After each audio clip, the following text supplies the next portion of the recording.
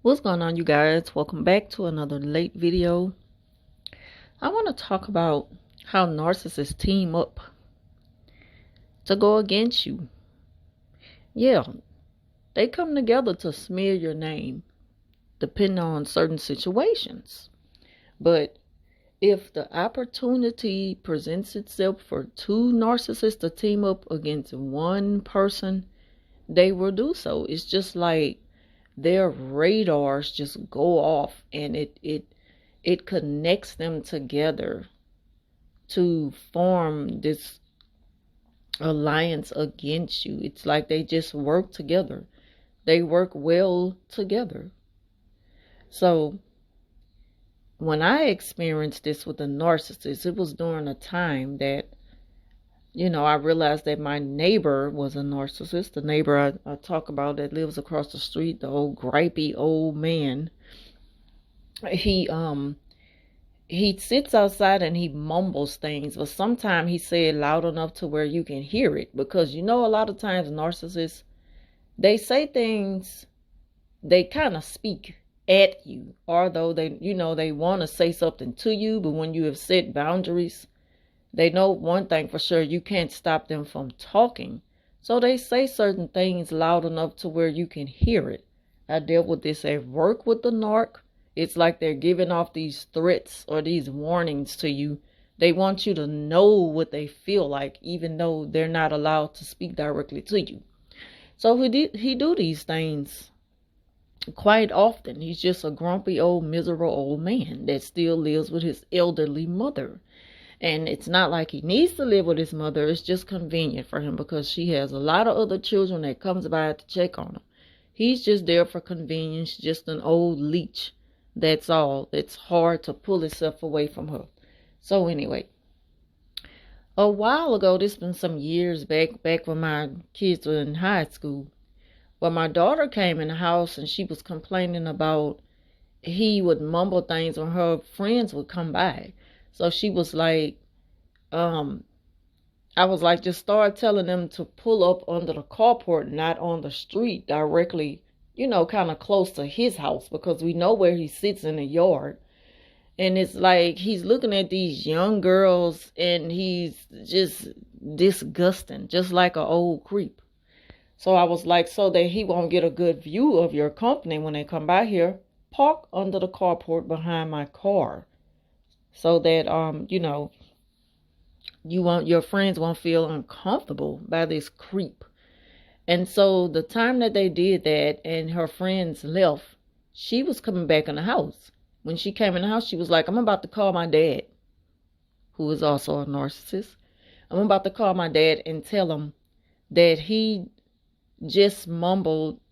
He was like, oh, bitch, when her friend was pulling off. And she said, and I don't know if he was talking about me or her, because it was like, he just kept staring. And I say, I know, with that old mean, ugly look on his face, something wrong with him. Y'all just keep ignoring him. He hates it when you ignore him.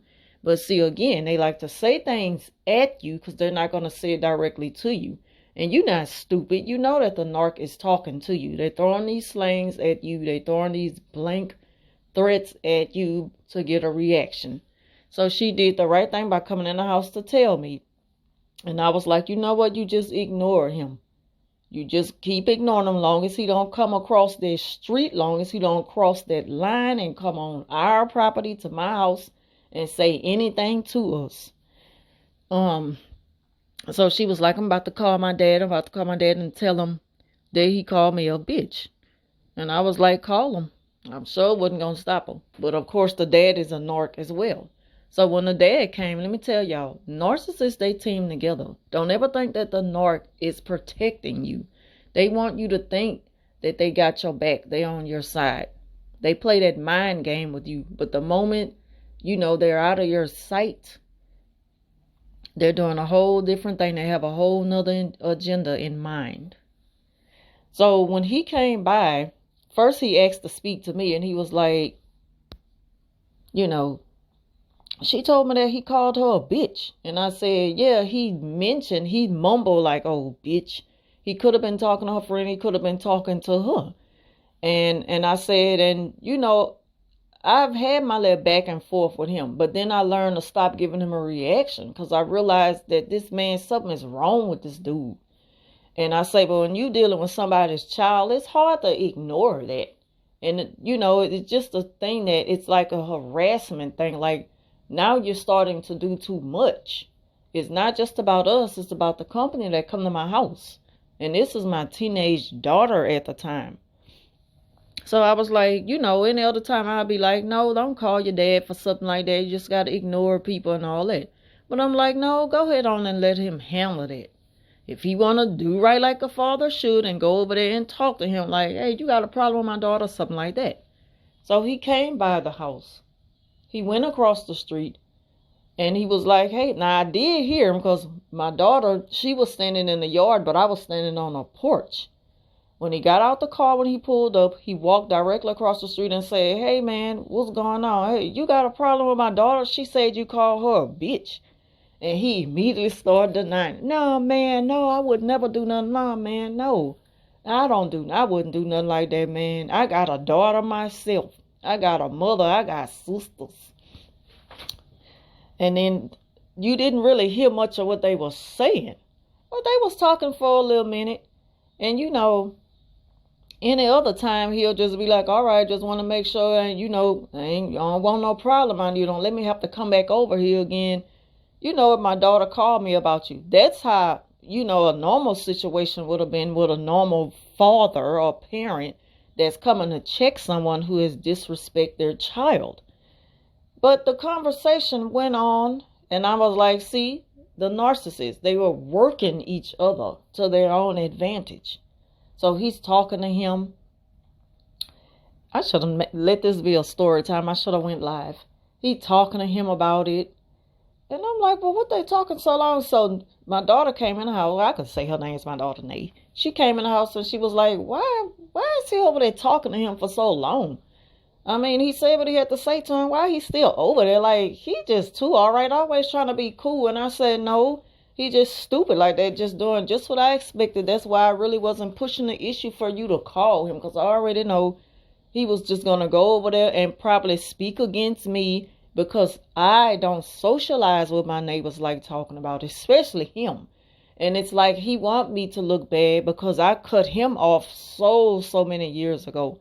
So he want to speak against me to the narc neighbor and smear my name as being a bad person. And that's why we're not together. I know that's what he did. I put that on anything. I know that's what he did. Because when they finished talking, they shook hands and stuff. And the narc is going to always be a narc. The narc neighbor is still the same way. In fact, he is 10 times worse. He still does the same thing. That talk didn't do anything. He really wasn't planning on doing anything with that conversation. He just lured his way on in, got where he wanted to be, and was able to somehow work me into the conversation, which didn't have nothing to do with me. It had everything to do with the fact that, you made my daughter feel uncomfortable by doing these things, and then you do it around her company.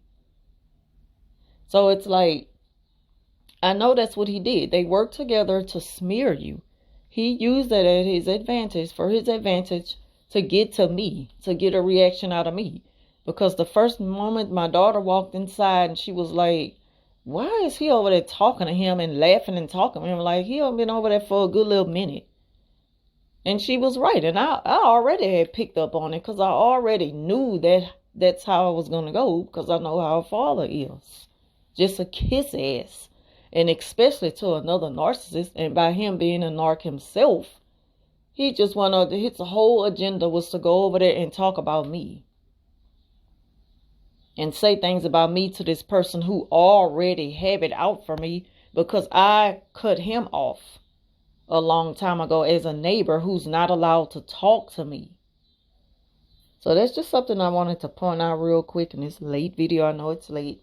It's just that narcissists will come together. They team up to smear you. Don't ever think that they're doing you a favor or something like that.